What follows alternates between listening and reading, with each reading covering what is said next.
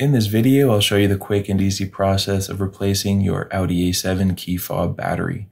All you'll need to get this done is a replacement battery, which is a CR2032, and you'll only need one of those.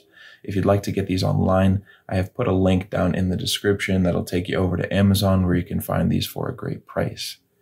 First step, flip the key fob over, find this button on the bottom and hold that down and pull out the internal key. Now over here on the face of the key fob, down on the bottom, this is actually a button. So what you're going to do is push that down, okay? Push down and pull and wiggle.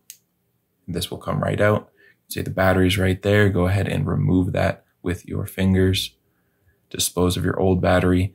Take your new CR2032 battery. And when you're putting it in, make sure that the positive side that has the text, the information and the plus sign on it is facing down. Just click that into place. Go ahead and with the buttons facing up, the battery will also be facing up and you'll just slide that back in there. Push it all the way down. And you can put your key back in there as well and you are finished. If you want to make sure you did everything correctly, just push the button and make sure that that light is coming on like that. So that's it. I hope you found this helpful. If you did, feel free to leave a like or a comment.